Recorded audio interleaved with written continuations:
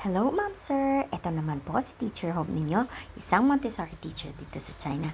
And for today's video, samahan niyo akong gumawa nitong water forms diorama. Let's go! Una ay naghanap ako nitong cartoon box. Maganda ito kasi na-elevate siya. Maganda itong maging platform para sa diorama. Ito rin pala ang isa sa mga gawa ko nung nasa Vietnam pa ako. Flex ko na rin pala itong outfit for the day ko.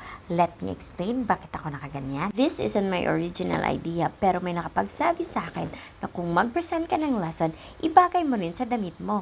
Kaya sumuot ako ng may shades na blue at yung earrings ko ay blue na rin. Ginawa ko ang diorama a night before sa bahay, kaya nang hinayang ako kasi hindi ko siya na-document ng maayos. Minsan kasi na-excite ako gumawa ng isang project, kaya tinuloy-tuloy ko na not knowing na hindi ko pala siya na-document. Gumamit lang ako ng air dry clay para magka-texture ang water at landforms ng mga ito. Lately, kinaaaliwan ko ang gumamit ng air dry clay. Madali kasi itong manipulate at kapag-form ka ng mga bagay na gusto mo. Ginawa ko to siya overnight para the next day, pwede na siyang i-add ng mga extra details gaya nito.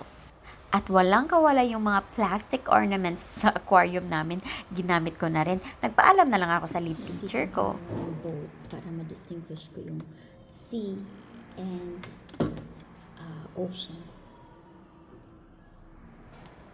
Mawa na rin pala ako nitong boat. Here is our final product.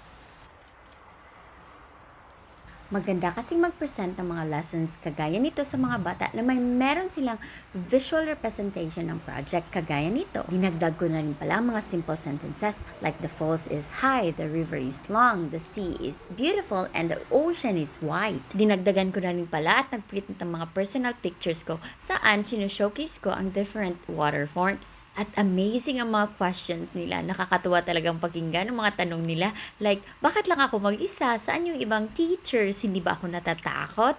Sino yung kumukuha ng mga pictures ko? Buti na rin talaga, gala ang teacher nila. Kaya marami akong napapakita sa kanila.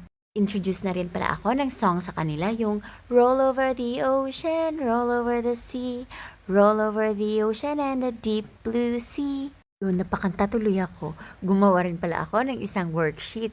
Pwedeng-pwede ito sa mga student ninyo. I will make another video for this. Matutuwa sila nito.